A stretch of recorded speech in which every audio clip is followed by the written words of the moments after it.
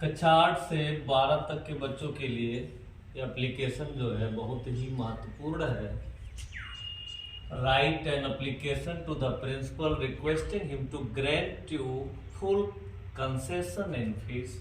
कभी कभी full concession, कभी कभी कंसेशन में भी आ जाता है। सबसे पहले क्या करना है, हमको बाएं साइड पे टू लिखना है।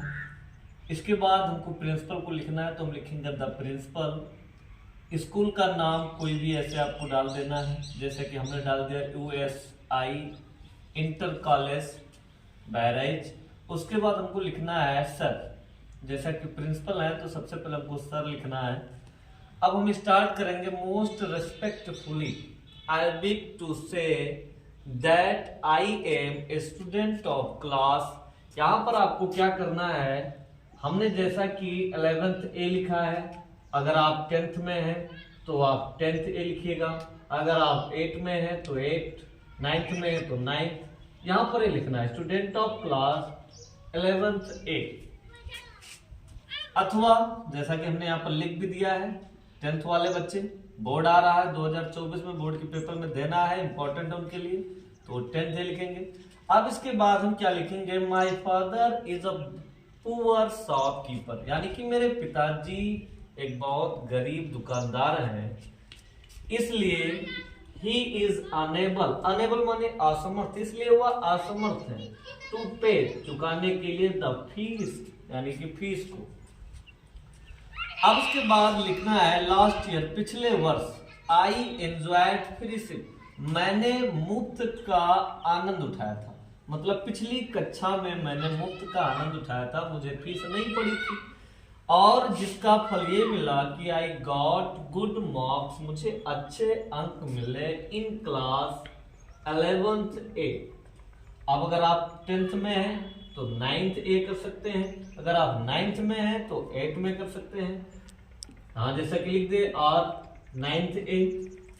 अब ये हमारा एप्लीकेशन पूरा हो गया। अब हमको लिखना क्या है, I therefore requesting you to grant me full fee concession. इसलिए आई मिस, मैं देयरफॉर इसलिए रिक्वेस्ट विनती करता हूं यू आपसे, टू ग्रांट मी, ग्रांट का मतलब होता है स्वीकृति देना, मी मिस मुझे फुल फीस कंसेशन, यानी पूर्णतः फीस माफ करने के लिए।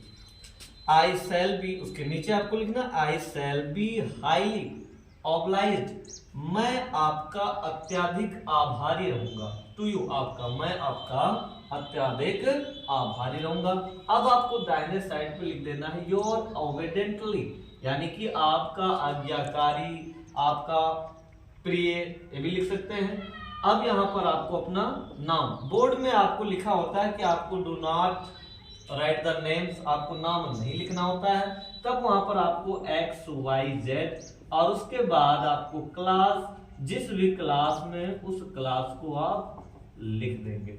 एक काम और करना, बाएं साइड पे आपको डेट लिख देना है कि कब हमें लिख रहे हैं। डेट में आपको कोई भी डेट डाल देना है, जैसे हमने यहाँ डाल दिया 10th अगस्त 2000। अब 23 है, आप डॉट डॉट कर सकते हैं, डॉट डॉट का मतलब ये हुआ 24, 25, कुछ भी कर सकते हैं।